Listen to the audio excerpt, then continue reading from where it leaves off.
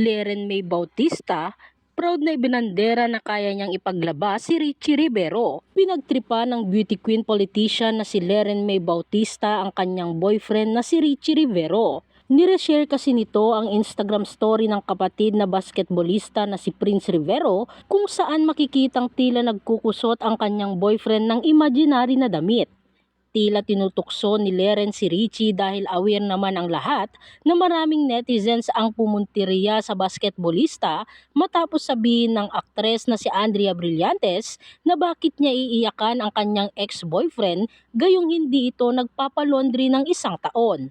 Bagamat walang sinabing pangalan ng aktres, ay inisip ng netizens na ang recent ex-jowa niya ang tinutukoy sa kanyang statement. Samantala, makikitang super supportive naman si Leren sa kanyang boyfriend at present pa ito kasama ang pamilya ni Richie sa recent basketball game nito laban sa NLEX Road Warriors kung saan nanalo sila.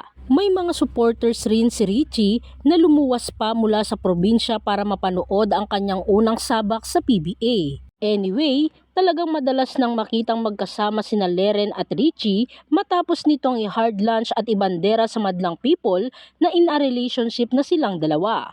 At sa recent Instagram post nga ng dating beauty queen ay pinahayag niya ang kanyang sweet message para sa minamahal. You deserve all the love in the world.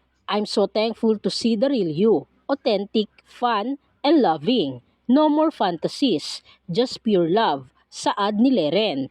Dagdag pa niya, remember that I will be here behind you, cheering and supporting you. Good luck on your first PBA game today. Narito naman ang samot-saring komento mula sa mga netizens.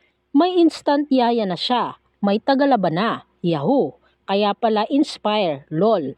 Feeling famous ha, ang baba ng level mo girl, ang cheap na. May kasabihan, pag mahal mo, ipaglaba mo. Hahaha. Instant yaya ang role, bumaba masyado ang level niya, nakakahiya. Good luck. Akala siguro ng dugyot na Richie at ni Auntie Leren ang cute nila.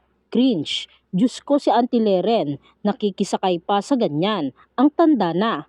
Parang di rin konsehal sa pinaggagawa. Maglaba ka na lang talaga Auntie Leren. Tas makikita mo sa mga susunod na araw, biglang nag-viral kasi hiwalay na. Yes. Sa social media kasi binabase pagmamahal. Mas nakakainggit talaga yung relasyon na low-key tas nagtatagal. Feel na feel si Richie de Horsey. Kala mo loyal at faithful sa kanya. After a month, mauhuli niya na cheater talaga. Dahil makikita niya rin di pa siya ready makipaghiwalay pagkita niya na may nakahubad agad na ibang babae sa kondo. Malalaman niya rin yung pain na yon, wait ka lang Tita Leren. Hahaha.